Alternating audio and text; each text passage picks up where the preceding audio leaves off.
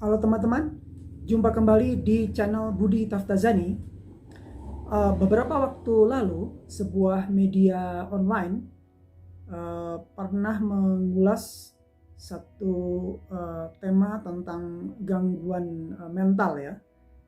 Tepatnya media ini adalah Pikiran Rakyat ya.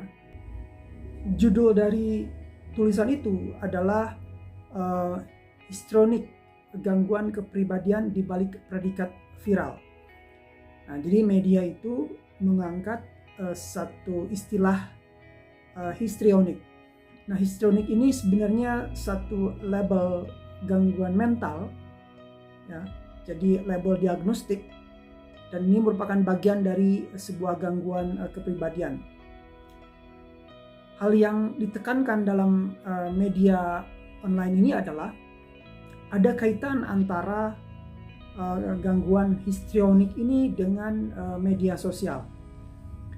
Nah, kalau dilihat dari ciri-ciri gangguan ini ya, memang bisa jadi kemudian dan bisa patut diduga kuat bahwa media sosial ini adalah sebuah ajang ya bagi mereka yang memiliki gangguan ini, itu sebagai tempat untuk justru menunjukkan simptomnya ya begitu. Nah, apa itu gangguan histrionik ya? Kalau kita lihat dari konteks media sosial, maka nampaknya gangguan ini memang menekankan pada gejala-gejala atau perilaku-perilaku yang di mana seseorang itu membutuhkan perhatian banyak orang. Ya. Jadi dalam konteks diagnosa gangguan kepribadian histrionik, memang hal yang paling menonjol adalah pertama adalah bahwa seseorang tersebut selalu ingin menjadi pusat perhatian. Nah, ini yang berhubungan erat dengan media sosial. Kemudian ciri berikutnya adalah dia secara konstan ya selalu menggunakan penampilan fisik untuk menarik perhatian orang lain. Ya. Setelah itu juga dalam ekspresinya dia sangat emosional, kemudian juga kadang penuh sandiwara dan menunjukkan satu dramatisasi ya begitu. Kalau istilahnya orang lebay begitu ya. Jadi banyak sekali dramatisasi yang mereka ekspresikan. Nah, itu barangkali beberapa ciri yang terkait dengan orang dengan gangguan histrionik ini ya, yang berkaitan dengan media sosial. Ada beberapa indikasi lain terkait dengan gangguan ini, terutama pada saat mereka berinteraksi dengan teman-teman mereka. Jadi seseorang yang memiliki gangguan histrionik seringkali menuntut teman-temannya untuk memberikan perhatian secara terus-menerus kepada dia. Nah, dan dia akan mengalami kemurungan atau kekecewaan begitu ketika lingkungannya atau teman-temannya tidak terus-terusan memberi perhatian kepada dia. Nah, itu barangkali beberapa ciri saja dari gangguan histrionik ini ya. Ada beberapa ciri yang lain, tetapi yang paling berhubungan dengan media sosial tadi yang seperti saya kemukakan. Kemudian kenapa harus media sosial yang berhubungan dengan gangguan ini? Ya, jadi karena tadi seseorang dengan gangguan histrionik itu punya kecenderungan ingin menjadi pusat perhatian, maka ketika ada media sosial itu seolah menjadi match gitu ya. Media sosial menjadi tempat yang ideal untuk menunjukkan keinginannya untuk menjadi pusat perhatian ya, untuk memenuhi kebutuhannya menjadi pusat perhatian orang-orang. Nah, mungkin perlu juga diduga ya bahwa media sosial ini bisa menjadi dua hal ya. Pertama adalah dia bisa menjadi penyebab, pemicu mereka yang punya kecenderungan atau punya potensi memiliki gangguan ini. Yang kedua, bisa juga kemudian media sosial ini menjadi sebuah media yang justru memperburuk ya. Jadi memperburuk gangguan ini. Nah, itu yang kemudian kemungkinan yang terjadi. Nah, mengapa kemudian media sosial bisa mengaktifkan atau juga memperburuk situasi atau kondisi dari orang dengan gangguan ini? Ya, paling tidak yang paling penting adalah ada relasi timbal balik antara apa yang ditampilkan oleh seseorang yang ingin menunjukkan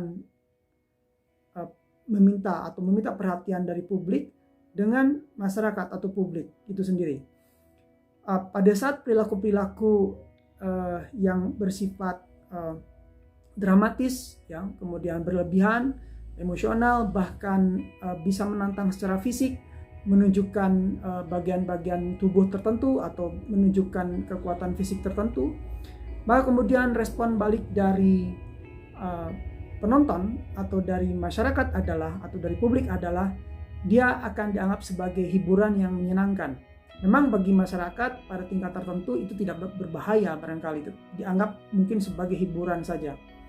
Tapi pada saat kemudian itu menarik bagi penonton atau bagi masyarakat, maka kemudian muncullah sebuah penguat gitu ya, atau reinforcers ya. Jadi ada penguat perilaku, misalnya dengan like atau dengan komen positif. Apalagi jika konten seperti video yang dibuat itu viral, maka itu akan menjadi penguat yang sangat kuat bagi bertahannya simptom gangguan ini. Pada saat ada feedback ya dari penonton atau dari masyarakat, maka kemudian seseorang tadi akan merasakan bahwa dia merasa berhasil dan terpenuhi kebutuhan untuk mendapatkan perhatiannya. Nah, itu yang bisa dijelaskan mengapa kemudian media sosial bisa dianggap bisa menciptakan peluang ya bagi mereka yang memiliki potensi atau predisposisi untuk mengalami gangguan ini, atau yang sudah mengalami gangguan itu menjadi memperburuk situasinya. Nah, kemudian catatan penting adalah bahwa kejadian atau gangguan ini seringkali muncul itu pada masa-masa dewasa awal. Penting untuk mengetahui gejala-gejala dari gangguan kepribadian histrionik, kemudian juga khususnya tadi karena perkembangan dari gangguan ini muncul di awal-awal masa dewasa, maka dalam hal ini keluarga itu sebaiknya aware terhadap apa yang ditampilkan oleh para remaja, oleh anak-anaknya, terkait apa yang dia tampilkan jika dia memiliki berlipat dengan media sosial. Kemudian juga memperhatikan apa yang ditontonnya. Gangguan kepribadian histrionik ini tentu tidak selalu dikaitkan dengan sosial media, namun simptom-simptom itu bisa berkaitan dalam banyak konteks, ya, terutama konteks penting, misalnya relasi pertemanan, relasi di dalam keluarga, atau juga relasi di dalam pekerjaan. Di luar indikasi atau simptom-simptom yang bisa kita lihat di media sosial terkait dengan penampilan atau expose seseorang yang ingin mencari perhatian, maka diperlukan penelitian lebih lanjut. Apakah memang tokoh-tokoh atau mereka yang selalu menampilkan atau selalu menunjukkan sesuatu yang berlebihan, perilaku yang berlebihan itu, apakah itu berkaitan dengan gangguan histrionik atau hanya motif ekonomi semata? Itu barangkali perlu ditelusuri lebih lanjut.